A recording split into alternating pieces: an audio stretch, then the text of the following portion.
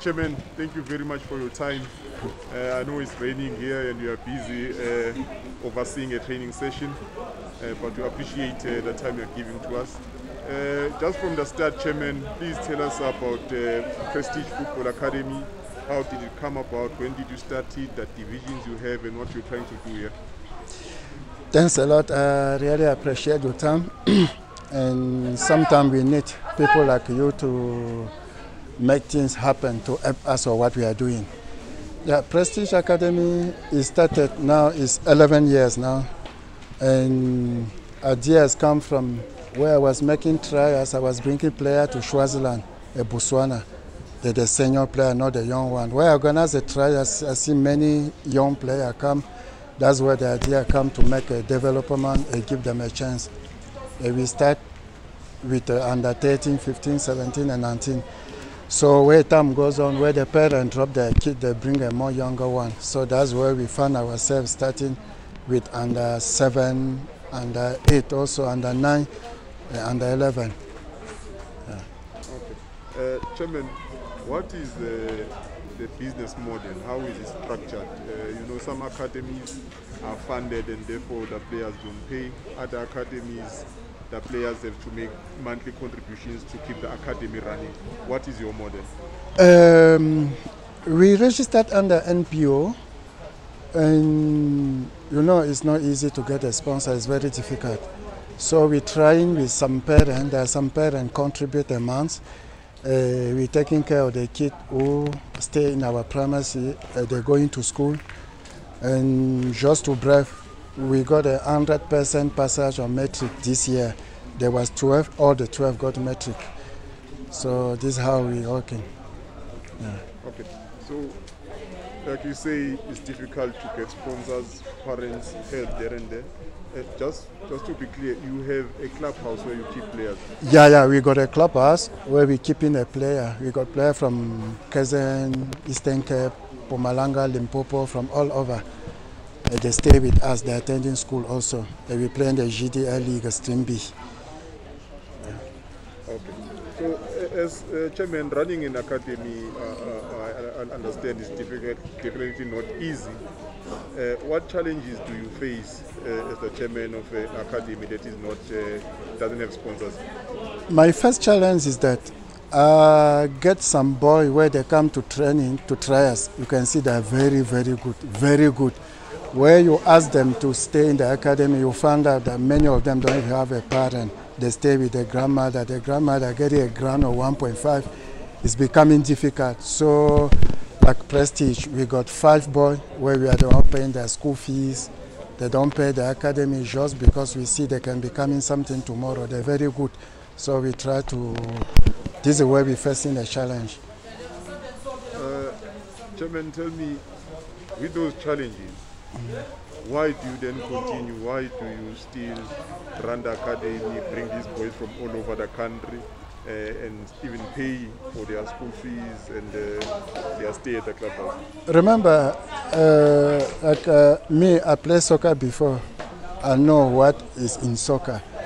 Where you keep those boys, if you manage to make dream come true for one of those boys, you got to be many families safe.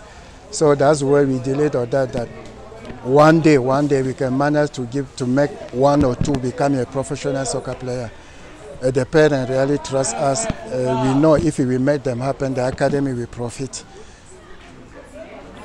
Chairman, you say you've been in existence for about 11 years. Yeah. Are there any players that have come out of this academy that are now in PEPS, NFD, PSL, or maybe that have gone overseas? Yeah, I can say especially in Belgium. We got 3 boys in Belgium where we started. They go in Belgium, but they are not from South Africa. It's only one from South Africa, a 4 that is from Gabon. Now the academy was not that well structured like now. There's still Belgium, we are in communication. And here in South Africa, we got Lizwi Siabonga is playing in NFD Limpopo.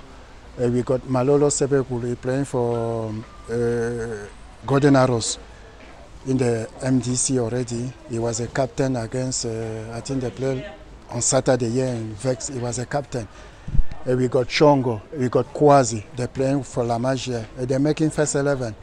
They stay with us. They come. There was, I think, 13 years until they finish matric. Yeah. Okay. Chairman, when it comes to, obviously, you are grooming players, not for yourself, obviously, so that they can have a better career in the professional ranks. Yeah. Now, when teams come to approach you for a player, what do you get in return? How do you structure those deals to ensure that the academy at least gets something back for what they've invested in the player? Yeah, remember, we're working according to the FIFA rules. So now we cannot ask the team from Vodacom or NFD team to give you money to get a player. We just working, give them a player to what player is going to be signing a professional contract. This is where we're going to get in. Also, you structured in such a way when they sign a professional contract, you get... Exactly, yeah. Now, I've heard stories that there are many teams who've developed players, they went on to play professional, but their teams are not paying them. There's always a story or something. Yeah. What has been your experience like? No, it's true. Just that some teams don't want to follow the rules. Like now, where we got player, we make sure we registered a player by SAFA, everything. He registered under my SAFA. So where players send a professional contract, if we are not there, we just send a letter to SAFA. Where they check, they're going to see it was with Prestige from this year to this year. The SAFA are going to assist us to request what we deserve it. Yeah. Yeah. Like you said, you've got under 11s here up to seniors. Yeah. And obviously development of the player has stages as it goes, and therefore requires specialized training. Your technical team that you have here, are they qualified? Do they have licenses to coach, or you're struggling with that? No. That I can say the coach has started with them. Like I told you, we are 11 years now.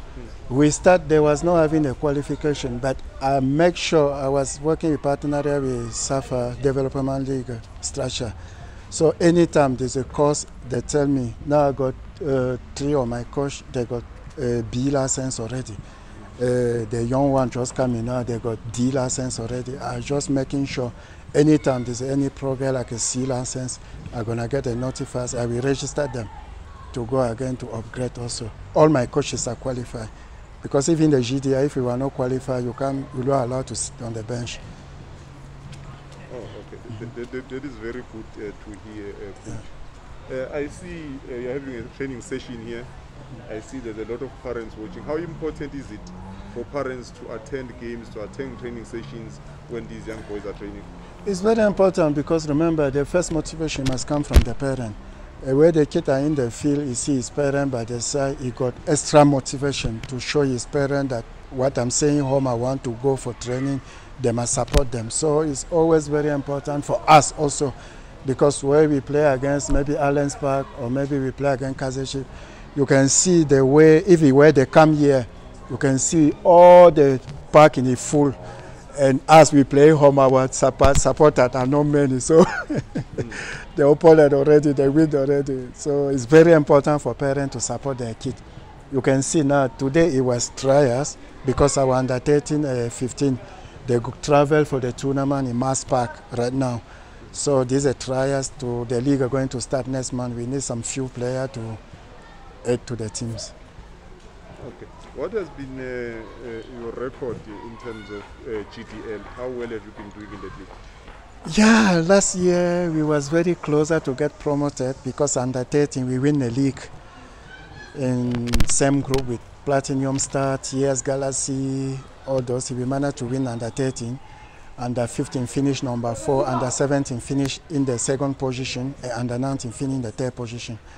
It was very close, just short with 2 points to be promoted last year, but this year we're going for it.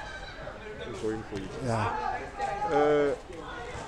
You invested a lot of your time and resources into this academy. You've been running for 11 years now. From when you started to where you are now, what would you say have been the highlights of Prestige Football Academy? Oof, I can say beginning it was very difficult because the transport to go and play, transport to go to school was very difficult, very big challenge. But at least now we got a big accommodation, we got a big bus, we got those you can see we get in there. It's much better than where we started. Chairman, in South Africa, we love football, but if we were to measure how good we are or how well we are doing, we obviously have to look at our national team. And our national team is struggling with qualifying for continental or international tournaments. You look at the top 5 leagues in Europe, we don't have a regular South African player playing in those leagues. What do you think is the problem, and you, someone who's involved in development, what do you think needs to be done? I'm going to be honest. Where you look at the South Africa soccer, here in South Africa, there are all the facilities. We got everything here in South Africa. But something in South Africa soccer is a discipline. Many of the players here are not disciplined. They are not dreaming so far bigger. I will take for example in maybe Ghana or Cameroon. Where you are in Cameroon or Ghana with a young boy where he's turning 15, 16, all his dream is to travel overseas. When he come back from school, if it's 1 o'clock, he don't work for the team to say training. They go route work, they go extra training, this and that, then and then. All they're talking is he want to be a professional. You can see here, I can tell you, South Africa got talent more than all the country Africa, individually talent. But where someone got a contract like maybe NFG or Vodacom, if he start getting 3,000, 5,000, it's ended, you know that he got everything. Or for me, it's not enough. They need to make this challenge. I need to get there. I need to challenge. You know, we always learning in front of the best. If you can't play in the Premier League, you can't play in La Liga, you cannot play here, say you are one of the best. You know yourself, those Njoya, they travel overseas, they did very well, you know better. So if we don't put this, like me, my dream is to send this younger boy overseas in the young age, to make sure that from now to I'm coming 10 years, the square in South Africa must be at least 3 or 4 players who come from Prestige. We are working on it. I got partner in Belgium and Portugal. I'm talking to them about it. It's this thing of COVID who slow many things. Last year, we was going to Gotia Cup, and from there, they was going to select them. Everything was sorted already. A COVID come again, and slow everything. But now we come in again, and we start preparing again. Yeah. Chairman, it's been a pleasure. Thank you very much for your time. We appreciate the work we are doing, and we hope that the dreams that you have about this academy will one day come true. Thank you. All the pleasure in mine. I'm very happy to have you also. We need people like you to work together to make this thing grow up. Thank you for your time. I really appreciate it. Thanks, Chairman. Okay, thank you.